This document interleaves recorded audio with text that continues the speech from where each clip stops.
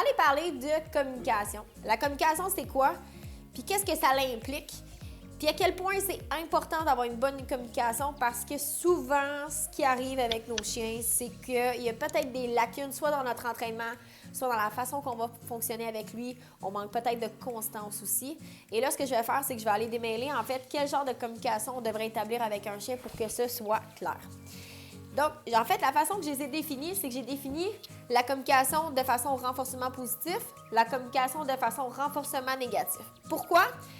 Renforcer un comportement, automatiquement, c'est établir une communication. Donc, ici, renforcement positif, évidemment, on parle de gâterie.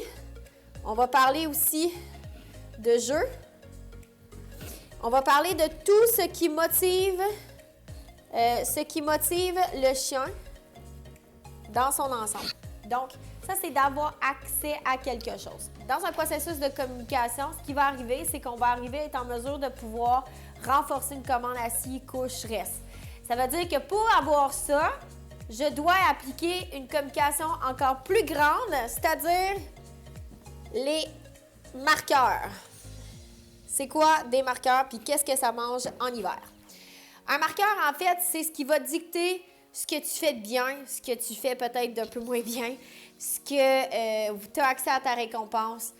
Donc, c'est tout ça qui va aller mettre une clarification au niveau du verbal avec son chien. Un marqueur qui est typique, c'est le marqueur de récompense.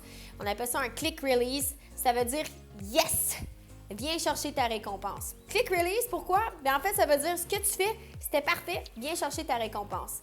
Fait que c'est un peu comme passe et go, 200$, tu tapes dans la patte, on part puis on recommence. OK? Ce que ça fait, en fait, de travailler avec le click release, ça fait en sorte que le chien doit répéter l'exercice et donc ça va ancrer juste plus loin la commande dans la tête. Donc, ça va être juste plus canné dans la tête du chien. Donc, ça, c'est un premier marqueur qu'on va aller implanter, c'est-à-dire le yes qui dit ton exercice est terminé, passe, go, viens chercher ta paye, c'est bien. Donc, ici, le marqueur qui est moi je vais l'appeler quand même click release, parce que pour moi, c'est comme ça que je l'appelle, fait qu'on va le parler, bon, c'est un peu anglophone, là, mais si jamais vous avez des sujets, peut-être que vous aimeriez travailler, autres, on pourra les ajuster. Ensuite, il va avoir le click stay. Le click stay, en fait, c'est d'être en mesure de faire un marqueur qui dit « Ce que tu fais, c'est bien, mais reste là, j'apporte la nourriture à toi. » Donc, à partir de maintenant, tu dois rester en position. Souvent, on va voir la commande « Good, good job, stay, good job. » Ça devient un marqueur. Ça veut dire ce que tu fais là, ma communication te dit de ne pas bouger. OK? Évidemment, le chien doit les apprendre. Donc, au début, il y a un conditionnement à faire. Le chien doit apprendre à bien les faire. Ensuite, il y a un marqueur, même en positif, là, moi, je le mets quand même, qui va être le wrong. Le wrong, c'est pas « Hey, ce que tu fais là, c'est pas bien. » Juste « T'es pas à bonne place. Ce que tu fais là, c'est pas correct. » J'interviens avec ma voix pour dire « Non, ça va pas. » Ce que ça veut dire, c'est que les marqueurs aussi, je pourrais dire à peu près n'importe quoi pour le faire. Ça pourrait être good ici, ça pourrait être clicker ici, ça pourrait être wrong ici. Je pourrais dire mon chien sort wrong et je ramène mon chien. Donc ici, là, vous devez vous-même établir une communication pour que ce soit clair. Mais ça veut dire que vous devez établir vos règles de jeu avant même de commencer à entraîner votre chien. Donc, vous, là, c'est quoi votre marqueur de release? C'est quoi votre marqueur de stay? C'est quoi votre marqueur de wrong? Moi, pour moi, ce ne sera pas nécessairement les mêmes que pour vous. Donc, vous devez vous-même vous faire une liste pour être en mesure de vous en souvenir. Donc, moi, ici, mon click release, j'en utilise deux. Le premier, c'est mon clicker. Et le deuxième, moi, c'est chi. Donc, ça, c'est mes marqueurs à moi pour le click release. Le click stay, chez nous, c'est good. Et mes tonalités ne sont pas les mêmes. Mon chi, c'est toujours chi, chi, chi, chi, tout le temps. Mon good, good. Je vais vraiment toujours aller l'étirer un petit peu. Pourquoi? Parce que justement, si je fais good, ça devient excitant pour le chien et le chien va se relever automatiquement. Donc, même dans mes marqueurs, je peux aller faire une communication. De là, pourquoi? Personnellement, moi, avec mes chiots, je travaille au clicker parce que le clicker, c'est toujours la même communication, c'est toujours le même clic qui est franc. OK? Je pourrais faire, bon là, écoute, on peut pousser loin là, les marqueurs, la communication. Je pourrais faire double clic, c'est un click release, un clic, c'est un stay en position. Je pourrais m'amuser. Honnêtement, j'aime bien, moi, parler avec mon chien, avoir une communication parce qu'à long terme, c'est quand même ça qu'on va faire. Donc, j'aime ça pouvoir arriver avec une communication qui est vocale.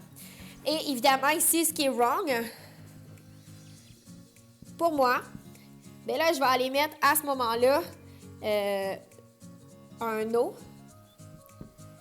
Le no va souvent être juste no.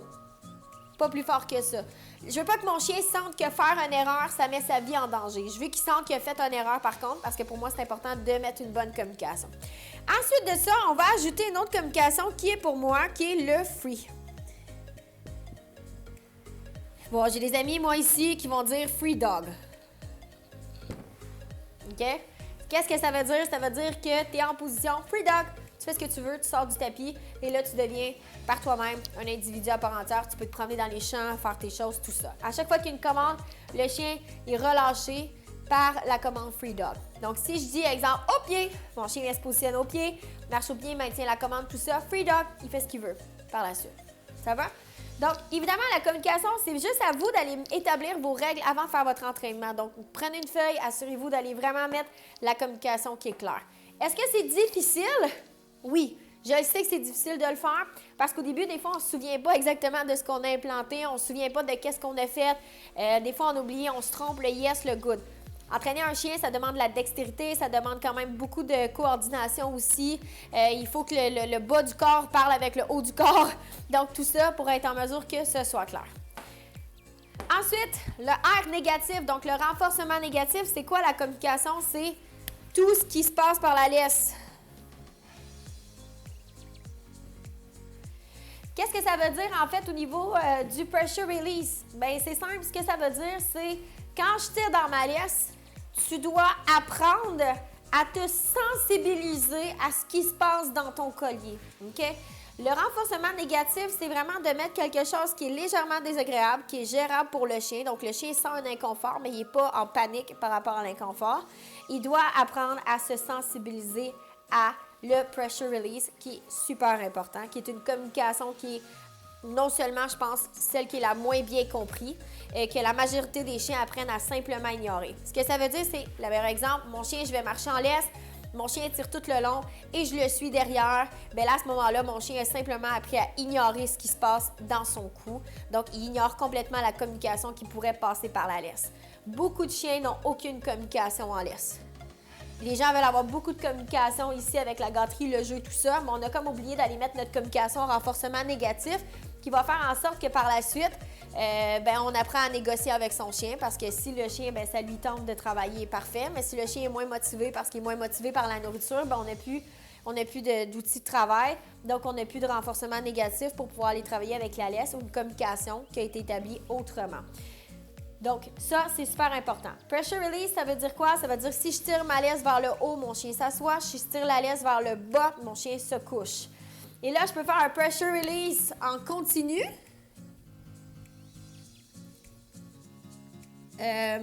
Ou en nick, qui n'est pas le terme clair, là, mais qui est comme saccadé, là, si je peux dire. Bon, je trouverai un autre terme plus tard, c'est pas très grave.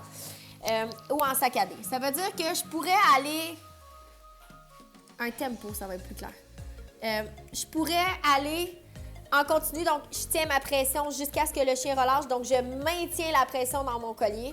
Ou je pourrais, avec mon collier, aller faire une petite secousse qui va juste faire tac, tac, tac, tac, tac, tac, tac, tac, tac, dans mon collier, qui va faire en sorte que mon chien doit apprendre à se désensibiliser. Vous comprenez que c'est deux types de renforcement négatif qui amènent une sensation complètement différente.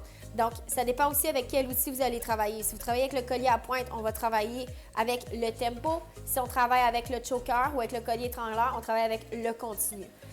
Si je veux sensibiliser un chien avec la laisse, le continu, c'est beaucoup moins, le R moins, est moins intense. Si je travaille avec le tempo, souvent, c'est un brin plus désagréable pour le chien. Donc, tout dépendamment du chien, on va aller travailler avec un ou avec l'autre, tout dépendamment du chien. Donc, lorsqu'on fait vraiment un entraînement avec son chien, la première règle de base, c'est de s'assurer d'avoir une communication écrite pour qu'on se souvienne qu'est-ce qu'on fait. C'est sûr que nous, on en entraîne plusieurs, fait qu'à un moment donné, notre communication finit par rentrer, on connaît très bien. Ensuite de ça, c'est d'aller s'outiller autant en renforcement positif qu'en renforcement négatif, parce que c'est le combo des deux qui va faire en sorte que le comportement va se faire, qui va être exigé et que la négociation n'aura pas lieu. Et par la suite, bien évidemment, c'est de bien prendre le temps de tout comprendre ça pour être en mesure de bien éduquer son chien. Donc là, c'est sûr que ce que j'ai fait, c'est que j'ai essayé de vulgariser un peu les mots d'entraîneur. C'est un petit peu plus complexe que ça dans la tête du chien un petit peu. Mais dans la simplicité, c'est exactement ça. OK? Donc, vous devez, quand vous travaillez avec les gâteries, tout ça, d'introduire un marqueur, c'est super important. On pourra même peut-être vous faire une vidéo. Sinon, sur la communauté, on a la vidéo comment construire votre marqueur dans l'objectif justement de pouvoir aller créer cette communication-là.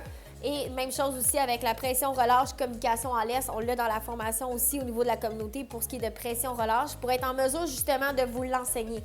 Donc, nous ici, là, ce qu'on veut, c'est est-ce que votre chien a cette communication-là? S'il n'y a pas cette communication-là, quand vous allez arriver pour faire n'importe quoi, le rappel, la marche au pied, ça va être difficile. Encore là, je connais des gens qui ont fait cette communication-là sans problème. Ils l'ont fait d'emblée de façon plus autodidacte et que le chien fonctionne super bien. J'ajoute une dernière chose ici, qui est à la base de la communication, qui moi j'appelle un no-go. Okay? Le no-go, c'est une conséquence négative qui fait ce que tu viens de faire là, je ne veux plus jamais le revoir. À ce moment-là, le no-go, ça peut être une communication verbale. Par contre, ça doit tout être conditionné. Hein. Vous le savez, là, donc chaque commande doit être conditionnée. Conditionné, ça veut dire quoi? Ça veut dire de répéter l'exercice jusqu'à ce qu'il y ait une compréhension du chien par rapport à la situation. Donc, le no-go, souvent, ça va être un wrong très fort, une commande avec beaucoup d'intention, genre « No! » Là, tu viens de passer ta barre. Est-ce qu'on l'utilise tout le temps? Non. Est-ce qu'on l'utilise si mon chien est en erreur? Non. On va l'utiliser vraiment, exemple, sur un no-go. Si vous faites trop de ça, qui est un nom très fort, là. Je pourrais même le mettre de même, parce qu'il est vraiment fort. Bien, à ce moment-là, ce qui va arriver, c'est que mon chien sait très bien que là, il y a une conséquence qui vient après. Souvent, la conséquence, ça va être vraiment une correction directement au collier. Bon, là, on pourrait parler de la correction peut-être dans une autre vidéo pour pouvoir vous l'exprimer, mais de base, une communication de chien, ça devrait ressembler à ça le plus possible. Alors, aujourd'hui, moi, je vous demande, c'est quoi ici? Mettez ça sur un bout de papier, prenez-vous vos notes, c'est quoi votre communication à vous pour qu'on puisse par la suite ajouter peut-être des trucs et vous s'assurer que vous avez la communication qui est le plus claire possible avec votre chien. Voilà, bonne pratique!